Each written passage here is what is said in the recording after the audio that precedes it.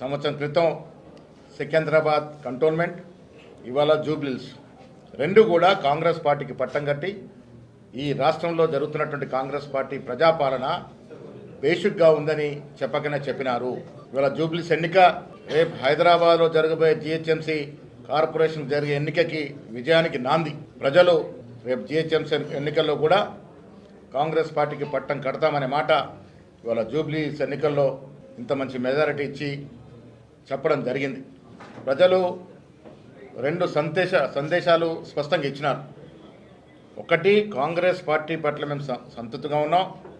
వచ్చే 3 ఏళ్లే కాదు, మళ్ళీ వచ్చే ఎన్నికల్లో కూడా కాంగ్రెస్ పార్టీ కనీసం 100 సీట్ల పైగా గెలుస్తుందనేటువంటి మేము చెప్తూ వస్తున్న నిదానికి బలం చేకూర్చింది. ఇవాళ రెండో సందేశం ఇవాళ జూబ్లీహిల్స్ ఎన్నికల్లో ప్రజలు ఇచ్చింది, బీఆర్ఎస్ పార్టీకి సెలవు చెప్పినారు. పార్లమెంట్ ఎన్నికల్లో వారికి 0 సీట్లు ఇచ్చినప్పుడే బీఆర్ఎస్ పార్టీకి ఈ రాష్ట్రంలో ఇంకా భవిష్యత్తు లేదు అన్నట్టు మాట చెప్పడం జరిగింది. ఇవాళ కూడా జూబ్లీహిల్స్ ఎన్నికల్లో వారు సిట్టింగ్ సీటు ఓడిపోయినారంటే బీఆర్ఎస్ పార్టీకి ఈ రాష్ట్రంలో స్థానము లేదు అని మరొక సందేశాన్ని కూడా ఇవాళ జూబ్లీహిల్స్ ప్రజలు ఇచ్చిన తీర్పు ద్వారా అర్థమవుతోంది.